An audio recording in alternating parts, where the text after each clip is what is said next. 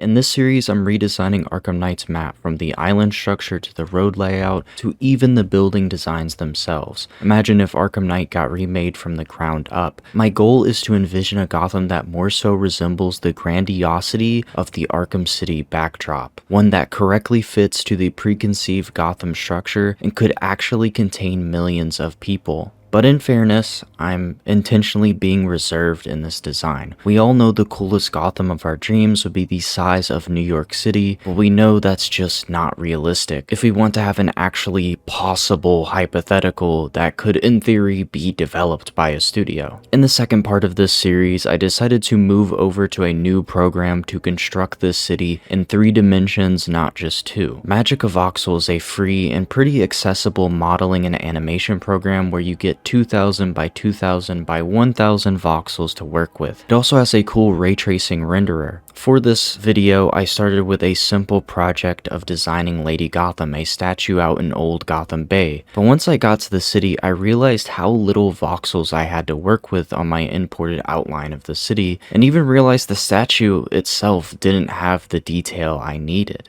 This map before was only 512 by 512 voxels. Now I've expanded it to fill the entirety of the project space, which will allow for far more detail. And if anyone is skeptical and unsure about me using this program, I'm gonna put up a few images of what people have done in this program. It's honestly insane. But also watch till the end, because this level of detail and the ray tracing honestly makes it hard to tell it's even voxels from afar. In this part, I will break down the completed design layout for Gotham City, as well as its first building, Wayne Tower. If we assume a person is 1.5 voxels tall, then Wayne Tower will end up being around 313 meters or 1025 feet tall. I created this visual to show you how it compares to Wonder Tower, as well as the Empire State Building. As far as skyscrapers go, these buildings are not going to reach the height of like the Burj Khalifa or something, because that's just honestly going to be impossible for a game. I would compare it to the Arkham Knight Wayne Tower, which I'm very confident this one is taller, but unfortunately the meters in Arkham Knight are extremely unreliable and overestimate the height of these buildings, like by a lot. Wayne Plaza's nearly 50 floors does not compare to the Empire State Building's 86. These buildings are actually quite short.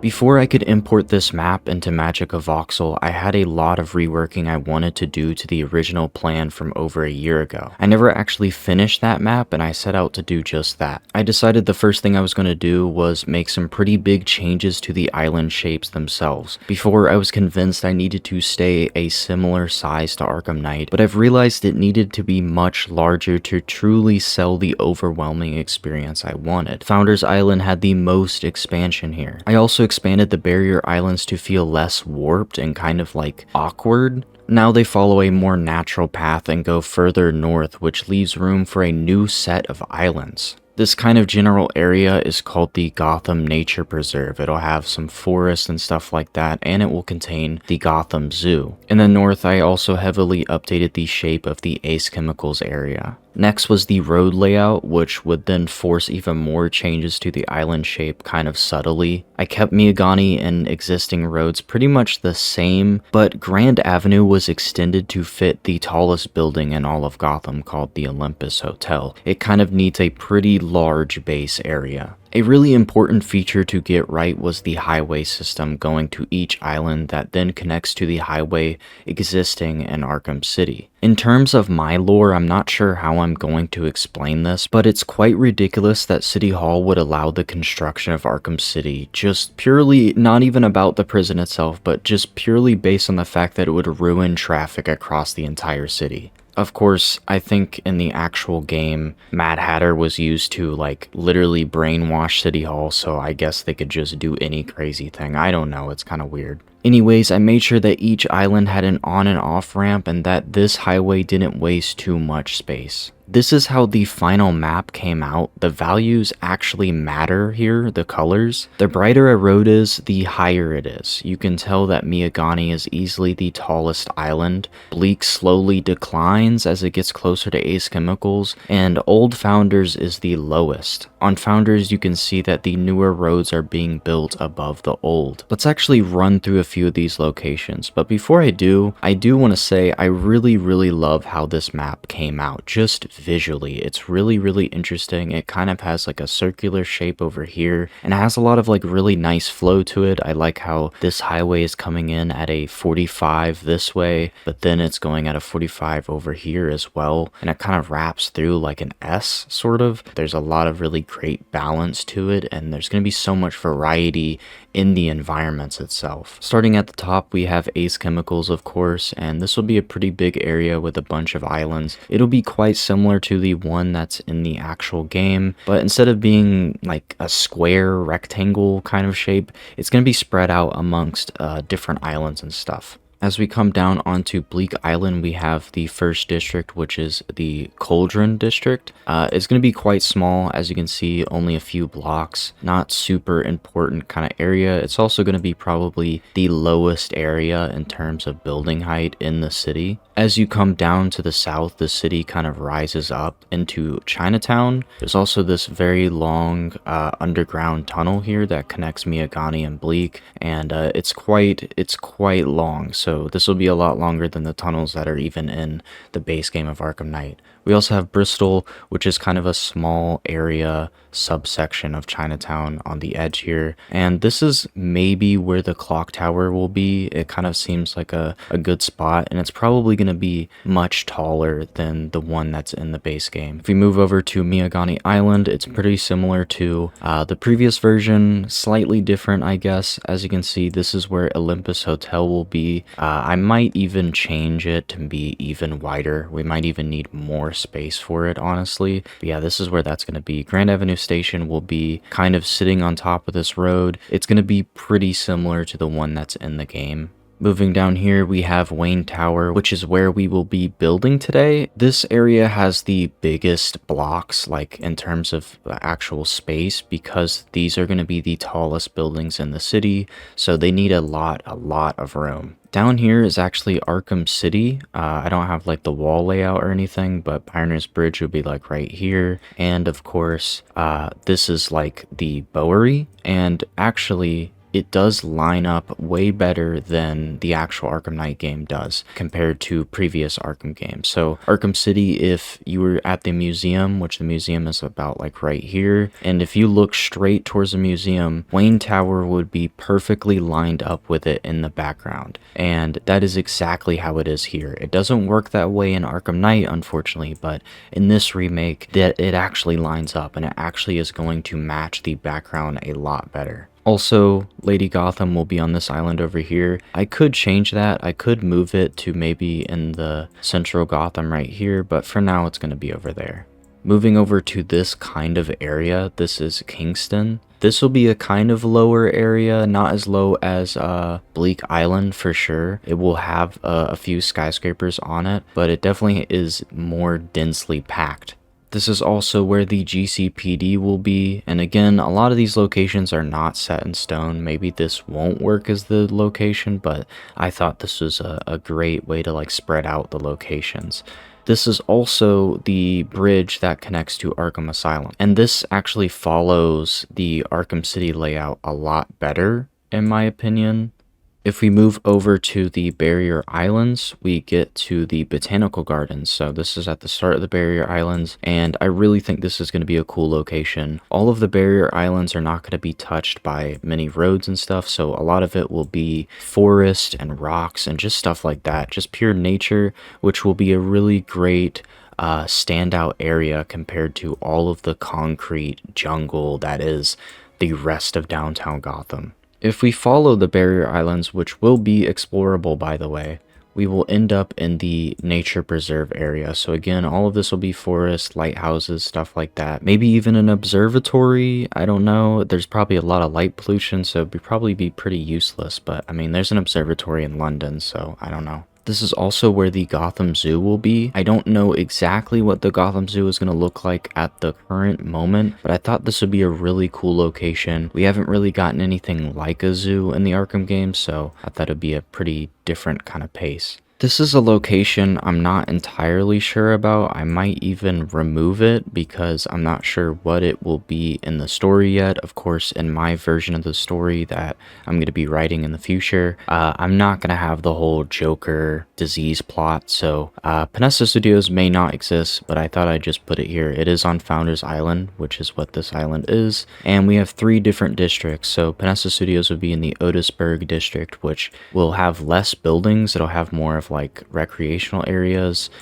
So Gotham Zoo is a part of Otisburg, and we'll have like a big cathedral or church here, similar to the one that's in Arkham Knight. You can tell here that the roads are overlapping each other. This is because this is the actual new Founders Island area, the new Gotham project that Wayne Enterprises is funding, and so this kind of part of the island is the one that's being replaced and built on top of. The district that is being built on top of is Drescher, and the new Gotham area is called Riker Heights. The last thing I want to talk about in terms of the map is a very unique idea I had for Gotham Bay. This idea was sparked from Elden Ring. If you go to Caelid in the game, you'll find an insane drop in the water level stretching from here to the mountaintops of the Giants. The whole game is filled with these extremely large-scale structures and objects, and it's honestly like unbelievable to look at. Also, in consideration of like one of my favorite parts of the Gotham Knights map, which is the dam in the northmost island, I had to do something crazy for Arkham Knight. On the map, you'll find these 3 separate dams connecting Old Gotham Island to Miagani to Bleak, and then finally back to the mainland. Basically, all of the water within Old Gotham Bay is 30 to 40 feet higher at full capacity than the sea level water. I did this because I wanted to make the elevation in Gotham really, really extreme. The entire point of the remake is to finally create a Gotham that is impressive vertically as opposed to just horizontally. I really want to focus on these very large scale things that are just like honestly breathtaking, that you could just sit there and look at for so long and still not really understand the scale of it. Getting this map into MagicaVoxel was a long process considering the fact that the cells in the program are 256 by 256 while the max project size is 2000 by 2000. Do you see the problem here? 2000 is not divisible by 256, meaning I can't just cut it up into even squares and just import all of them. It just won't fit perfectly. Now, of course, you might say I could just like downscale it and import like maybe blocks of like 100 pixels, but I wanted to have the most amount of possible space to fit the largest amount of voxels I possibly could, so I wanted to use those 256 cells. What I ended up doing was scaling the map to 2048 by 2048 and then slicing the cells into 8 by 8 chunks. I then cropped off 24 pixels on each side of the map to get the size back to 2000 by 2000. This meant that most chunks could be 256, but the outer edges were 24 pixels smaller, which it really isn't a bad trade at all. Very slowly, I laid out all 64 image files into the project and realized just how many more voxels I was working with now. Remember, the original map, the entire thing, was all 512 voxels wide. Now it's 2000. Now actually getting to the process of making Wayne Tower, in a previous stream I already made a miniature plan for it, and so all I needed to do now was make a much larger version. The bottom would have an underside roundabout and even balconies. Eventually it would have entrances to an underground parking garage, which is just like the original game. These bottom layers and the next few layers weren't actually that hard. It was just kind of simply following the general shape of the miniature I made before. After this kind of bottom area, there's a really cool section where it actually has a train station built inside of the building. The trains actually go through the building, kind of similar to the Belfry in Gotham Knights, I guess. And this train connection would actually connect to Grand Avenue Station, which wouldn't be that far away. Once I got past this first kind of bottom part of the building, I had to mess with the structure a ton since I needed to get the correct balance of cake layers that decrease the amount of flat, boring sections you would have, while also making sure it's not shrinking in width too fast. The longer I can keep it wide, the taller the building can be in the end. This process happened multiple times where I'd have to cut out entire sections of the building, raise them up, redo different cake layers and stuff. It was very long and tedious. As previously mentioned, Wayne Tower will not be the tallest building in Gotham. Olympus Hotel will likely be another 100 to 200 feet taller, making it nearly as tall as the Empire State Building, which a lot of the height of the Empire State Building is made up of that giant spire at the end. It's kind of cheating a little bit, but Olympus Hotel will likely be taller than the observation deck, the 86th floor of the Empire State Building. Near the top, I wanted to do a hollow section very much inspired by the Arkham Knight version we have, but this hollow bit is a lot larger and lines up with the front of the building as opposed to the side of it, giving it an immediate recognizable silhouette from far away. Moving forward to the top section of the building, the penthouse and office went through a lot of iterations as well. This tower is of course quite old, likely built in the early 1900s, and was likely one of the tallest buildings in the world at the time. This kind of time period is reflected in the decorated copper roof based on buildings like the Woolworth building in New York City. I was able to put a little bit of an interior to the office, but not with a lot of detail. Currently it's just kind of a carpet and some chandeliers to kind of just look nice from far away. In a future stream, I will likely decorate the entire tower with a lot of smaller details like stores, trash, signs, trees, foliage, etc. The last touch I added to the tower was the lighting in the windows, and it added so much to it. At first I was going to simply replace the glass with emissive voxels, but I discovered that putting the emissive voxels behind the existing glass made it look far more natural and realistic. Doing this across the entirety of the inside of the building, having to clear out all of the leftover walls and mistakes as well as blacking out all of the other windows was pretty difficult, but it was very much worth it in the end. Okay, finally, I can now present it. Here is the final product rendered with ray tracing.